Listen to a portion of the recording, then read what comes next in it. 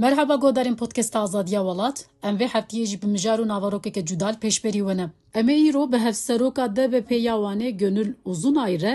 لسر روشا داویا پیواجویا آشتی و دموکراسی و هر وها لسر روشا ترکیه یا داوی و گشدان هایی می باخون بلی حوالا گنول ادبجن تبخیراتی سرسرا و سرچعوان هاتی مرحبا تم باش بلی حوالا گنول دسر پیواجویا جبو آشتی و آزادی که ماینداره هما بیجه سالا کنیف در باس بو Yani tu vê pêvajoya me li pişt xweştî tu çawa şîrovetkî li rewşa îro ya Tirkiye dema meyze dikin encameke çawa derkeve بله لسر پیواژو آشتی و جواکا دموکراتیک سالنیویک در باسو دسپیکا دوی پیواژوی دا هر وها داویا سالا 2024 به آخافتنا دولت باحچلی و شوندا 27 سباتا 2025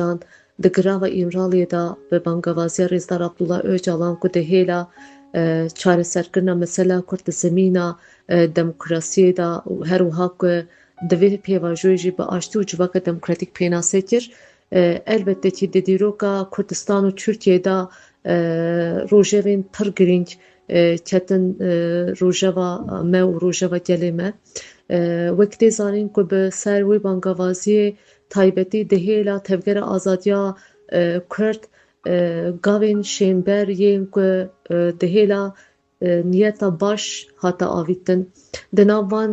gavan da gavên herî girîng ew bû ku bi Kongre xwe danzdemîn fesîha biryara fesîha Partiya Karkerên Kurdistan hate dayîn ku êdî tekoşîna tevgera azadiya Kurd û Kurdistanê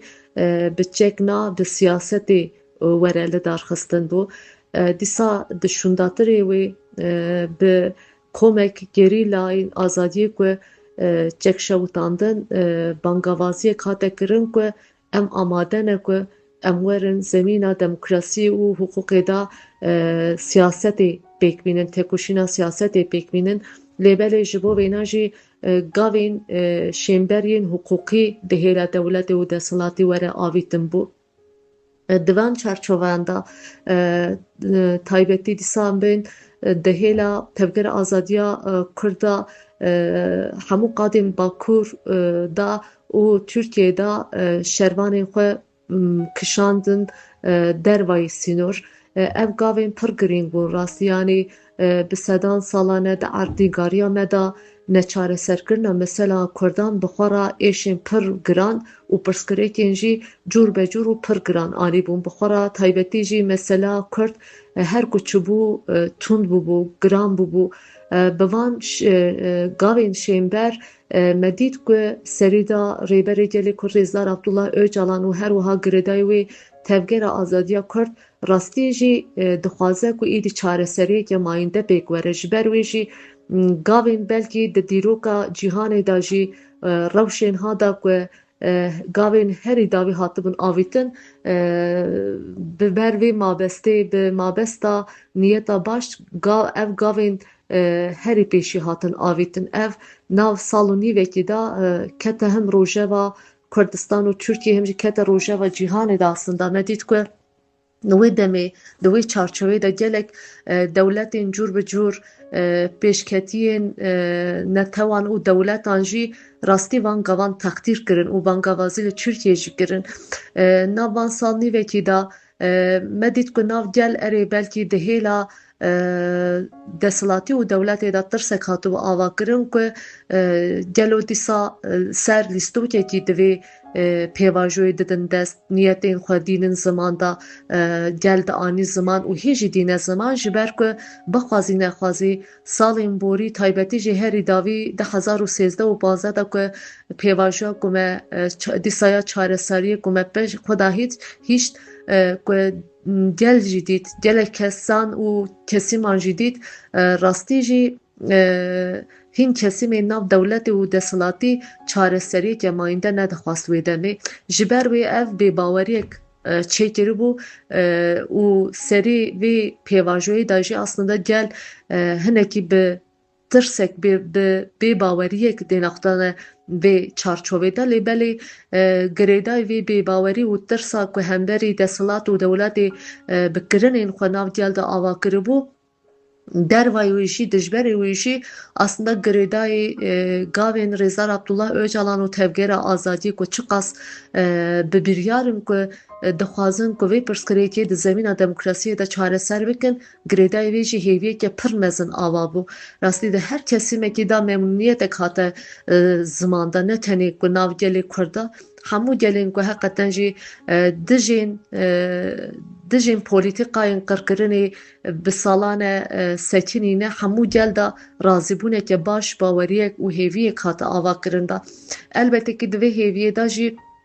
cur be cur bangavazî di her çarçoveya de hate kirin, lê mixabin di nav salekî da û salnîvekî da gavên ku dewlet û deshilatî bavîjin nehate avîtin. Erê belkî em bên hîn gavên piçûk hatin avîtin, wek herî davî komîsyonek di Meclîsa Tirkiyeyê de hate avakirin, ev girîng bû. Lê belê me daviya vê komîsyonê û di daviya xebata komîsyonê de dît ku hêjî mesela Kurd di paranteza terorê da hildane dest da. Hêjî muhetabê sereke ku Rêzar Abdullah Öcalan di him hêla rayedarên dewletê jî tê pênasekirin, di him hêla gel de jî tê pênasekirin, di him jî hêla tevgera azadiya Kurd tê pênasekirin da wek muhetabê serekê ye. Me dît ku di vê raporê da ev muhetabbûn di milê fermiyetê da nehate pênasekirin. Yani rapor yan jî xebatên komîsyonê nîvço xwehîşt. Em vêna pir rehet dikarin şîrove bikin. Tabii di nav sal nîvekî de ev bendewariya ku hatibû dayîn ku destpêkê ku tevgera azadiya Kurd ku van gavên şêmber avîtin, şûndatirê jî dewlet û deshilatdar jî ji bo ku êdî aştiyeke pozîtîv, ango aştiya êdî ku bo ku aştî êdî encam bigire di xeta hukuk û makezagonan pêkbîne, mixabin pêk nehat. Ev pêknehatin nav gel da jî aslında bêbaweriyek zêdetir çêkir. Yani gel zêdetir bi şikber nêrînên xwe di hemberî hêla dewletê û deshilatî da anî ziman û dîne ziman da. Ji ber wê jî sal nîvekî de em dikarin bêjin ki heqeten jî di hêla tevgera azadiya Kurd û Rêzar Abdullah Öcalan sınava ezmûna samîmiyetê da pir rehet derbas bûn, pir rehet û pir bi dil gavên samîmî û şêmber hatin avîtin. Elbette ki ev ji bo tevgera azadiya Kurd, ji bo muhetabên sereke Rêzar Abdullah Öcalan tiştekî herî baş e ku xwe nav gel da û nav dîplomasiyê da jî nav em bên dewletê navdewletî da jî nav Tirkiye û Kurdistanê da jî xwedan nîşandin cardin. Ji ber ku daxwaza Rêzar Abdullah Öcalan e ku çareseriyê ne tenê di sala 2025 bi bangavaziya Aştî û Civaka Demokratîk dest vê kir, deriya wê newhêdan heta îro tekoşîna ku bi pêşentiya Rêzar Abdullah Öcalan hate dayîn da aslında her ku hemû bangavaziya da ev daxwaz da hate kirin da werin em di zemîna demokrasiyê û müzakereke demokratîk pêkbînin. Em vê mesela Kurd çareser bikin ji ber ku mesela Kurd bi serê xwe tenê meseleyeke piçûk nîne, bi serê xwe meseleyeke gelek berfireh e ku îro demokrasiya Tirkiyeyê jî eleqeder dike. Ciyê ku mesela Kurd çareser nebe, demokrasiya Tirkiyeyê jî têk biçe. Taybetî me dît ku heqeten jî ev mesele ku çareser nebû, herî davî jî îro em di qala Tirkiyeyê de CHP dê nextinê da ku ew tundiya bi hukukê ku bi CHP dikin. Aslında em dibînin ku dadgeh çi qas di hêla siyasetê da wek êdî bûne darê zorî, vê carî jî ser CHP pêkdînin. Aslında ev bi dehan salan wek qada siyasetê da li ser partiyên siyasîyên Kurda pêk dihatin. Ji ber ku aslında di Kurdistanê da gelê Kurd û tevgera azadiya Kurd, rêberê gelê Kurd ev bang dikirin. Îro dibe ku li ser milletê Kurd, gelê Kurd ev tundî, ev qirkirin bêkdêlê sibe du sibe jî dorê were hemû kesimên muhalîf îro jî em bi ber bi çav dibînin ji ber vêna giringiya vê pêvajoyî pir giring e. Rastî jî erê sal nîveke pêvajoyek heye navê dahî em dikarin bêjin ku zor bela belkî dewlet û desthilatdar pênase dike herî davî îdî mecbûr wan hêdî dibêjin pêvajoya aştî û çareseriyê. Ev jî ji ber çi bû? Ev jî dîsa ji ber sekna gelê Kurd bû, sekna kesimên ku heqeten demokrasiyê dixwazin û taybetî jî sekna tevgera azadî û rêberê gelê Kurd bû. Ji ber vê divê ku aslında di vextê veriv vê sal nîvekî şîrove dike erê belkî dewlet û desthilatdar hê jî ew gavên şêmber, ew gavên ku heqeten aştiyeke pozîtîv were pêkanîn hê jî ber bi çav pêk neanîbe lêbelê ez xwe tanga xwe ra dibêjim destkeftiyek heye di hêla gelê Kurd de heye ji ber ku gelê Kurd û tevgera azadiya Kurd rêberê Kurd xwe îspat kirin ku em dixwazin ku di qada polîtîkayê de têkoşîna xwe pêk vebiherin ew hêza me heye, ew samimiyeta me heye, ew dildariya me heye em ê girêdayî mesela Kurd demokrasiyê, hukukê di dewleta Tirkiyeyê de em vê îddia xwe daydinin ku em ê ava bikin. Ez xwe tanga xwe ra dibêjim ev rastî jî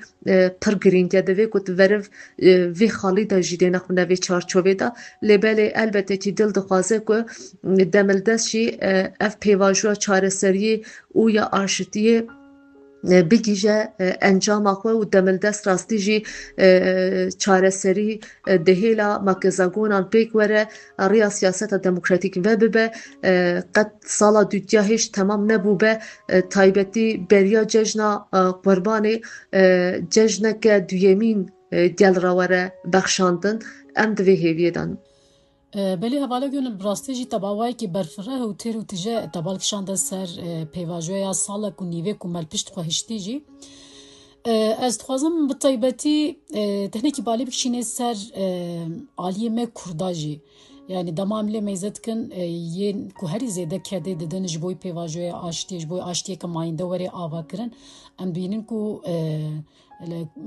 gelê me Kurd e Kurd bixwe nesaziya Kurdan e û her ji her alî ve kar û xebatê pir bi qîmet jî têne meşandin. Ez dixwazim kar û xebatê ku di çerçoveya vê pêvajoyê de yê wek DBP wanê an jî bi giştî jî wekî DBP çi hate kirin tu dikarî nekî balê bişîne ser vî aliyê jî. Gelê Kurd bi salan e di nav têkoşîneke bê hempadan e. Taybetî jî di qada siyasetê de ve bi dehan salan e çanda siyaseta Kurd di hemberî hemû cureyên tundî têkçûyînê û têkbirinê berxwe da me di van salan da gelek şehîd dan gelek girtiyên siyasî çêbûn gelek xebatkarên têkoşîna qada siyasetê mecbûr man sürgûn man dervayê malbatên xwe dervayê hezkirinê xwe taybetî jî dervayê welatê xwe mecbûrê jiyanê man lê elbette ev çeda ku bi dehan salan e ku di xeta qada siyasetê de berdewam kir îro ji nexşereya Partiya Herêmên Demokratîk a DBP diyar kiriye. Em ji wek Partiya Herêmên Demokratîk ku çanda siyaseta Kurd ku bi dehan salan berxwe de têkoşîn kiriye dikin ku îro xwedî wê çandê derin û ji ber vê jî kar û xebatên xwe bi tevgerî bi rêxistinî bi hev ra pêk bînin. Taybetî jî herî dawî 2025 ku bangavaziya Rêzar Abdullah Öcalan ya Aştî û Civaka Demokratîk da me dît ku berpirsiyartiya herî mezin dikeve ser partiyên siyasî yên Kurda û taybetî jî ya Partiya Herêmên Demokratîk ji ber ku Partiya Herêmên Demokratîk salên ku nû da jî avakirina kir bi îddiayeke mezin bi îddiayeke îdeolojîk derkete qada siyasetê da ew bû taybetî jî di civakê da guherandin û veguherandin di qada perwerdeyê da xwerêxistinkirin bû. Bi salan e hevalê me di vê qadê da karûberê xwe pêkdîne û kedek dide taybetî jî sal nîveke di vê çarçoveya banga aştı û civaka demokratîk da elbette ki wek bajarê wanê jî nav xebatek û tevgerekî dane bajarê wanê wek siyasî partiya herêmên demokratîk em jî nav van xebatên kolektif danin taybetî dem xebatê me xwe ser jî çêdibin dem jî gelek saziyên me yên demokratîk û partiyên siyasî re jî bi hev re kolektif xebat hatin pêkanîn nav sal û nîvekî de taybetî em bi sedan civînên gel di gundan taxan da hatin kirin da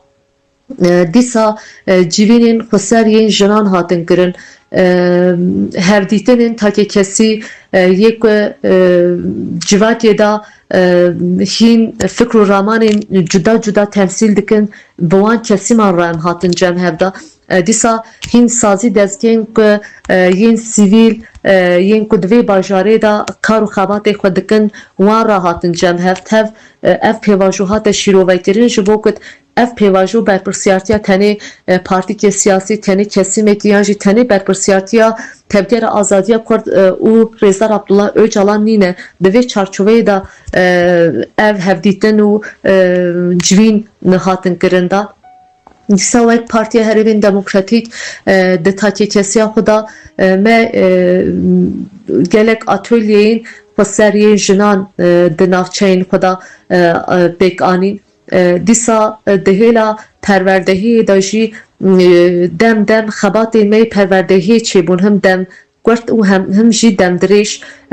ji ber ku ev pêvajo taybetî jî erê belkî kesimekî melekî de aştî û aştî bi çêra çêbe yê ku dijî te re çêbe lê civaka demokratîk aslında barê vê pêvajoyê herî mezin û herî giran ya ku herî giring ew e ku civaka demokratîk were avakirin ji ber ku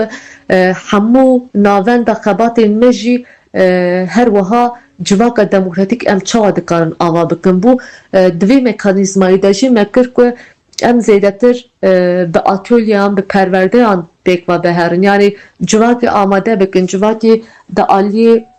çawayê xwe rêve bihere çawayê xwe rêxistin bike di wê astê de em bi hev re dikarin çi bikin di van astan de xebatên me cûr bi cûr hate kirin da elbette ki em dikarin vire pir rehat bibêjin di hemberî keda sedan salan e heta îro hatiye bi hezaran şehîdan hezaran girtiyan koçberiyan zilm zordestiyan valakirina gundan hemû cûr bi cûr tund û işkence ku li ser gelê me hatiye kirin elbette ki em pir rehat dikarin bêjin ki em di nav xebatan da asta rexnedayîne dîsa jî ji ber ku mehê jî belkî ew asta ku li me hatiye xwastin wek partiyeke siyasî mewhê ji wê astê bi dilê xwe nekiribe neanîbe cîhta lêbelê dîsa jî di qadê da divê ku em keda hevalên xwe jî bînin zimanda rastî şev û roj hevalên me di nav xebata dinin di nav tevgerekî danin ku taybetî ev pêvajoya ku 2025 hatiye destpêkirin bi serkeftî be ji ber wêne jî ev kar û xebat bê sekinandin bi dehan salan e heta îro hatiye lêbelê taybetî jî em dikarin bêjin herî xebatên zêdetir ku rêxistin jî serdisane di qadê da jî di nav xwe da jî di lêhirbûna nav xwe da jî yanî xwe nû da avakirinê da ev xebatên me cûr bi cûr pêk tên tabi ev xebatên me di qada siyaseta demokratîk da yê berdevam bike armanca me ew e ku rastî jî bi mana xwe bi şêmber qadeke siyasî ya demokratîk were avakirin da her kesek bikaribe fikr û ramanê xwe bêje pêk bîne civakeke ku bikaribe bi xwe xwe rêve bihere mihtacê ti kesimê ti desthilatdarî xwe nebîne bikaribe fikr û ramanên xwe di qadê da ava bike hem jiyana xwe rojane hem jî jiyana xwe demdirêj bi destê xwe qedera xwe qedera milletê xwe qedera civaka xwe bi xwe xwe ava bikin armanc û daxwaza me û hedefa me jî ew e elbette ki ji bo wê jî pir xebat lazim e em jî nav lêv û tevgerê danin. Belî hevala gönül. Di rewş û seknahiyê ya aliyê dewletê de hewceyê çi bêkirin? Ev pêvajo ku tê pênasêkirin di xetan da tê pênasêkirin yek aştiya negatif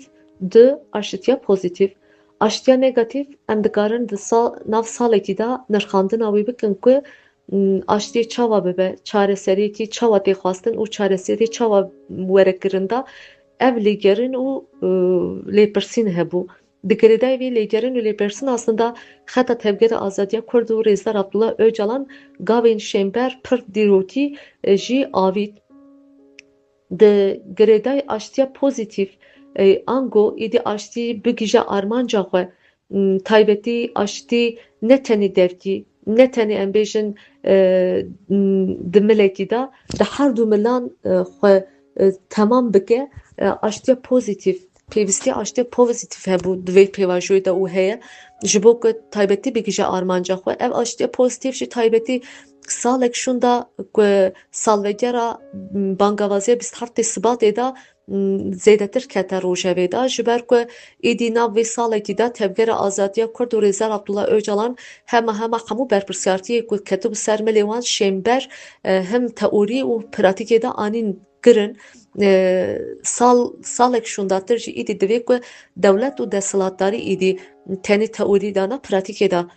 pêk bîne ji ber wê jî ev pêkhatin yan jî ev xebat yan jî ev berpirsiyartiyên dewlet û desthilatdariyê ku bêjin çi ye yek ji wan ew e ku gavên mekezagonîyên yasal hukukî were avîtin da tê zanîn ku me pirsa we yekemîn de jî behsa wê kiribû komek şervanên azadiyê çekên xwe şewitandin gotin em amade ne ku bizvirin welat di qada siyaseta demokratîk de kar û xebatên xwe di çarçoveya hukuk û yasayê de pêk bînin. Ama girêdayê vê divê ku rêyeke zemîneke yasal bihata avîtin ku ev kom bi bawerî bikaribe bihata di Tirkiyeyê de xebatên xwe pêk bîne ji ber ku demên borî da mînakê wê pêvajoyên ku 2009 da û 2013 da jî hebûn ku hîn komên gerîlayên ku hatin Tirkiyeyê salek şunda di sal şunda çend sal şunda hatin girtin hinek mecbûrman derketin dervayê welat ji ber ku dîsa ev mînakneyê jiyankirin da lüzum e ku di vê pêvajoyê da devlet û desthilatdarî ev niyeta baş e ku hatiye dayîn da wêne di hêla yasa û hukukê da hilde bin ewlehiyê de bû lê mixabin ev hêj pêk nehatiye ji ber vê divê ku demildest aslında ev yasayên hukukî derbikevin bêtirs bi samîmî ev yasa werin çêkirin da tabî hin gavên ku qet bendewarê yasayan nebin jî hene ew gav jî ew in ku em bên îro polîtîkayên Qayyûmê ku ser gelê Kurd ser şaredariyên gelê Kurd têne meşandin rabikin dîsa em bên ew zehmetî û qedeqeyên pêşa zimanên Kurdî û çanda Kurdî werin rakirin da her wiha em bên girêdayê wê qada siyasetê de jî gelek girtiyên siyasî hene ku aslında doza wan di hêla hukukî nîne di hêla siyasî werin berdan taybetî dawa Kobanî da gelek siyasetmedarên Kurd hene werin berdan tabî gava herî girîng jî ew e ku hem di hêla dewlet pênase dike hem di hêla gel pênase dike hem jî tevgera azadiyê di her gotinên xwe da balê dikişînin ser vê mijarê ku azadiya fîzîkiya Rêzdar Abdullah Öcalan û taybetî statüya Rêzdar Abdullah Öcalan e ku tê zanîn Rêzdar Abdullah Öcalan 27 sal e di girava İmraliyê de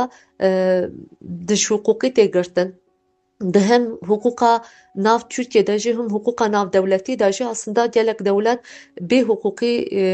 Rêzdar Abdullah Öcalan girtin û teslîmê dewleta Tirkiye kirin Rêzdar Abdullah Öcalan di girava İmraliyê de tenê wek navekî rêzê wek naygirtin wek navekî lîderekî ku hem tevgereke mezin ya ku bi milyonan gel temsîl dike û hem jî ku lîderekî paradîgmeke ku heqeten cîhanê ra alternatîfek daniye temsîl dike ji ber wê jî دوی که هم وی چاوی دین اقنا رئیسر عبدالله اوچالان همش تایبتی که اگر مذاکره‌جی سرچه به دوی که راستی درفت نوی هبن یعنی درفت وی عدلانه هبن ستاتیوی وره پیکانین دا بکار به ایدی فکر و رامان این خو ده هر قادی را بین زمان بلکه حیان ها به ریا هیئتی به هنر ریا دوین دیان سیان مالبات این خو درا گشت را پارو دکر به tevgera xwe re parve dikir ama divê ku îro şûndatîr ev pêvajo bigîje armanca xwe ya serkeftinê divê ku Rêzar Abdullah Öcalan yekûyek di tevgera xwe re di gelê xwe re heta û heta ew kesayet û ew tevgerên ku dijîn Rêzar Abdullah Öcalan disenin jî ku bixwazin Rêzar Abdullah Öcalan re hevdîtin bikin divê ku wan re hevdîtin bike çapemeniyê re hevdîtin bike divê ku belki rayedarên dewletên cur ve cur re hevdîtin bike vê hût Kurdistana ku hatiye parçekirin çar parçeyê Kurdistan ku dervayê Bakurê Kurdistan sê parçeyê Kurdistanê pêşengên her sê parçeyên Kurdistanê re hevdîtin bike ku bikaribe em bên çareseriyeke bi hev re pêkbîne divê ku ev xet were diyar dikirin ji ber vê jî ev pêvajoyê da ev Spartek wek Spartekeke malê ye ku pêşiya dewletê desthilatdarî hatiye sekinin û hê jî pêk neaniye hê jî demê dide berda divê ku ev Spartekên xwe demildest pêk bîne ji ber ku dem aslında di Tirkiyeyê nade qezençkirin dide windakirin lê mixabin me nav salekî da dît ku hinekî dewlet rayedarên dewletê û desthilatdar nav lêgerînekî danin ez çawa demê dikarim dem qezenç bikim lê em dizanin ku îro şerê cîhanê sêmîn navenda wê rojhilata navîn e û taybetî jî devdorên ew welatên devdorê Tirkiye wek Sûriye wek İran îro rewşa wan diyar e ji ber ku Tirkiye jî aslında eva nav du mehane di Îranê xeta Îranê de jî aslında şerê xeta Îranê çi qas aboriya Tirkiye çi qas em bêjin gengaşiyê nav Tirkiye di hêla neyînî diyar dike berbiçav e ji ber vê divê ku encaq û encaq Tirkiye bi demokrasî bi meseleya wek meseleyeke Kurd heqas di vê welatî de kûr bûye divê ku vê meselê çareser bike ku bigîje rehetiyê ji ber vê divê ku vê çarçoveyê dewlet van gavayên şêmberiyê yasal demildest bavîje tabii em dizanin ku dewlet îsa zû zû yan jî desthilatdarî taybetî zû zû niyet nîne ku van gavan bavîjin ji ber ku aslında qodê xwe sedan salan li ser înkar û îmhayê aslında aniye avakirin ji ber wê peyvekî navdar heye maf nayxwastin tê hildan ji ber ku eger ku em vê mafê dixwazin ku hildin mafê me ku heqeten mafekî rewa ye divê ku taybetî em dewletê mecbûr bikin em desthilatdariyê mecbûr bikin elbette ki ev tenê kar û berê partiyên siyasî Kurd nîne kar û berê tevgera azadiya Kurd û rêberê gelê Kurd Rêzar Abdullah Öcalan nîne ev peyvir û erka hemû kesîmên ku demokrasî ve keviyê dixwazin erka wan kesîman hemiya ye îro rewşa CHP berbiçav e ku rîska ku bêdemokrasîbûn bêedaletbûn bê ku hêvî tune be ve kevî tune be çi qas mezin dibe û dizvera tê heser hemû xetan da ji ber wê na divê ku ew heşyariya ku bi 30 sal berê 40 sal berê ku tevgera azadiya Kurd Rêzar Abdullah Öcalan qada siyaseta Kurd ku balê dikişande vê noqtê ku îro di qada CHP qada hin qadên muhalîf jiyan dikin aslında ku eger pêşiya vê tiştî negirtin da ev ê daha girantir xwe mezin bike ji ber wê na serkeftina vê pêvajoya aştî û civaka demokratîk pir giring e ev serkeftin tenê serkeftina Kurda yan jî kesîmekî tenê nebe serkeftina hemû kesîmên ku Tirkiye û Kurdistanê jiyan dike serkeftina wan be ji ber wê ne er ku rol rista ser milê dewletê û desthilatdarî zêdetir ser milê kesîmên di qada civakî da kar û xebatê xwe dikin ser milê wan in divê ku bi xebatên xwe bi bangavaziyên xwe bi tevgerên xwe dewlet û desthilatdarî mecbûrê vî karî bikin ku demildest pêngavên yasal bavîjin ki em dizanin ku ev pêvajo ku wextê dest pê kir jî wisa dîsa desthilatdarî bi dilê xwe dest pê nekir mecbûrman dest pê kirin ji ber ku him konjonktûra cîhanê که دولت ترکیه مجبور کرد همجی سکنا گلی کرد تبگر آزادی کرد سکنا تایبتی جر ریبر گلی کرد وانا مجبورین وی پیواجوی کرد البته که جبو که اف پیواجو بگیجه آرمان جا خوشی دیسا دوی که کار و خباتین وسا هبن که دستلاتداری مجبوری گاوین شیمبر بکه البته که ناو سالی که دا ام نکارم بیشم که دولت و دستلاتداری قد گاو نبید لبلی گاوین جبو کت اف پیواجو سر بکه و نهات آویتن دا بلکه هین گاوین پچوک پچوک هاتن آویتن ما پرساوهای کمین دا جی بحث کربو komisyon kata avakarında lebeli ev komisyon aslında terör tüjüne bu rapora ku diyar kirin jî terör tüjüne bu hêjî mesela gelê Kurd wek terör pênasetê kirinde erê heyetek şandin İmralı'ya da ew heyet çû hevdîtin kir hat lebelê girêdayî wêne aslında di meclisê de xebatekî ji bo ku êdî ev pêvajo bigîje armanca xwe gavên yasa hukûqû were avîtin da nehate kirin da divê ku meclis divê pêvajoyê de bikeve meriyetê de taybetî jî serokên meclisê pêşengiya wî karî bike ku desthilatdarî dewlet jî an gorê wê gava bavêje ji ber wê jî ev berpirsiyartî êdî asta duyemîn de em dikarin bêjin hemû ketiye ser milê dewlet û desthilatdarî de demildest him Statüya Rêzdar Abdullah Öcalan diyar bikir hem jî gavên yasal hukukî were avîtin da baweriya gel zêdetir ku hêjî nehate vekiyeştandin hêviya gel ku hêjî hebe ku an gorê vê pêvajoyê divê ku ev hêvî jî ber bi çavra ev bawerî jî ber bi çavra were hildanda ku çiqas dem dirêj be êdî piştgiriya civakê jî belkî zayıf be ji ber wê jî ev piştgiriya civakê jî ku em serpiya bigirin elbetê ki rol rist dikeve ser milê qadên siyasî û tevgerên sivîliyê demokratîk divê ku ev jî divê astê de xebatên xwe bikin ku dewlet û desthilatdarî xwe mecbûr bibînin. Bilê wek pirsa xwe ya dawî ez dixwazim balê bikişînim ser kar û xebatê jinan yê ku di gelek bajarên Bakur û gelek deveran ji bo aştiyê di çerçeveya aştiyê û azadiyeke mayînde de jin salek û nîvin di nav berxwedaneke em bêjin ya ku gelek qadan pêk tê û hema bêje qet dengê wa diviya alî de qut nebû û ji bo aştiyeke mayînde bê avakirin hema bêje gelek ciyan derketin li qadan bûn. Yani ji bo kar û xebatê herî dawiyê yê heftiyek berê jî dîsa jin ji bo aştiyê tenê dengek gotin bi yek dengî gotin werin em bi hev re aştiyê bi hev re ava bikin. Di vê çerçeveyê de kar û xebatê jinan yên ji bo aştiyê tu çawa dinirxîne? Ciyekî ku aştî tune be her tim şer hebe demokrasî tune be wekevî û edalet tune be êşa wê qadê herî zêdetir jin dikişîne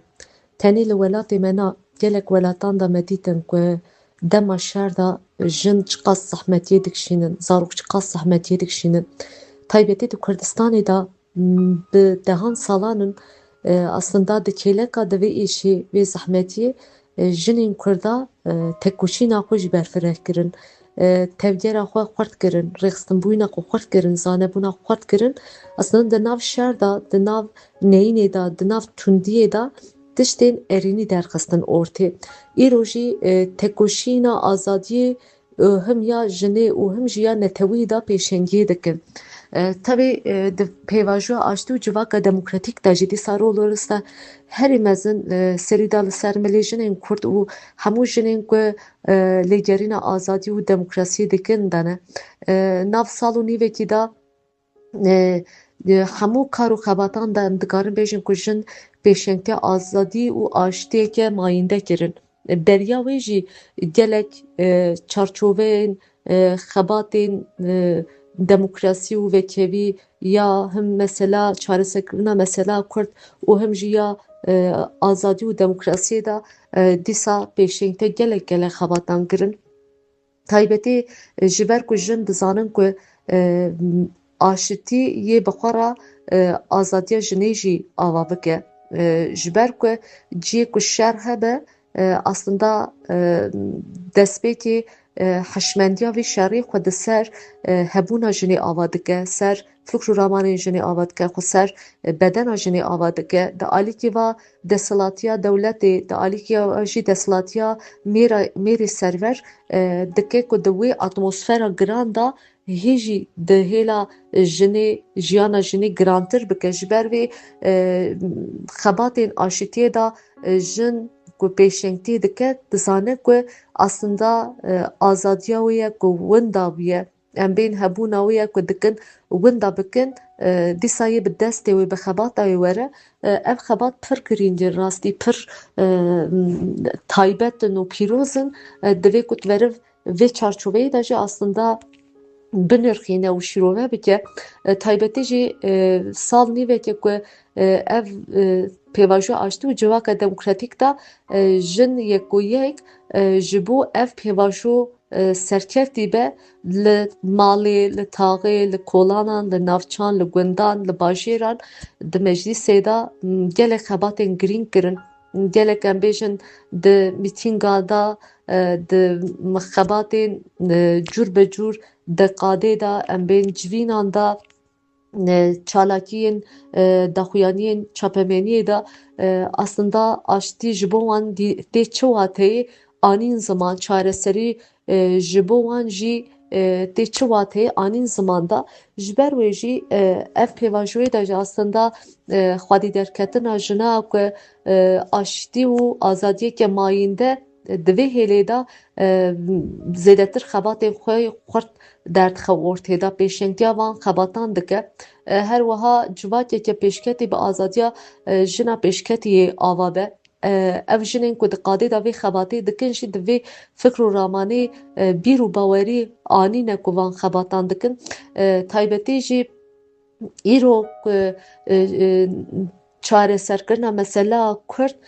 aslında bi xwe re yê zemîneke demokrasiyê jî ava bike di xweza xwe de ji ber ku çareserkirina vê pirsgirêkê di hêla gelek mijarên ku civakê eleqeder dike jî bi xwezayî de xwe re rehetbûnekî bîne. Ev rehetbûn jî aslında di kar û xebatên jina da jî yê pêşvekirinekî bi xwe re bîne. Ji ber wê jî ev rol û rista ku di vê pêvajoyê jî ketiye ser jinan, ketiye ser milê me jinan da elbetî em dizanin daha zêdetir e. Ji ber vê ev kar û xebatên ku jin pêk dînin herî dawî jî yên mehên dawî de ku aştiyê de em bi israrin em werin aştiya re gavekî bavîjin di vê çarçoveyê de ev xebatên pir girîngin. Taybetî jî jin di qadê de mesela gelek civîn pêk anîn, gelek atölye pêk anîn, gelek jin radibûn ev tişt digotin em azadiya xwe di azadiya Rêzer Abdullah Öcalan da dibînin. Me dipirsî çima ji ber ku digot mîsal em watê fikr û ramanê dibihîzin dixwînin em dizanin ku ji bo me nav lêgerînekî dane. Yani nav lêgerîneke wekhev, adîl û demokratîk dane. Ji ber wê ew paradigmaya demokratîk, ekolojîk û azadiya jinê ye ku dispêre taybetî heta niha tu hema tu lîder xebatekî ha paradigmayekî ha ne nexistî û ne de pêşe civakî û taybetî ne de pêşe jinan. Ji ber vê mesela ev jin digotin ku em dizanin ku ev paradigma azadiya jinê ye. Ji ber vê jî divê ku em vê paradigmayê xwedî derin û taybetî di vê çarçoveyê de jî lewra taybetî girêdayê vê pêvajoya aştî û civaka demokratîk de jî azadiya xwe azadiya Öcalan da em dibînin digotin û dibêjin di vê çarçoveyê de jî xebatên xwe girêdayê vê pêvajoyê pêk dînin. Ev xebatên girîngin îro rol û rista ku ketiye ser milê jinê zêdetir e ji ber ku belkî şer zû agiriyê alav dibe, gur dibe, mezin dibe lêbelê aştî wisa zû çareser nabe, zû pêk nayê. Jin vê zehmetiyê dizanin lêbelê dîsa jî di vê pêvajoyê da ji bo aştî û azadiyeke mayînde pêşengtiya vê pêvajoyê pêşengtiya aştî û azadiyê dikin. Ev jî divir da hemû rêhevalên xwe yê jin nên ku vê qadê de xebat dikin serkeftinê dixwazin.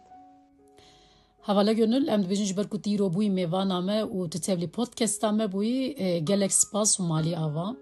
Belê guhdarên podcasta Azadiya Welat me vê heftiyê jî hewl da bi mêvana xwe hevseroka DBP ya Wanê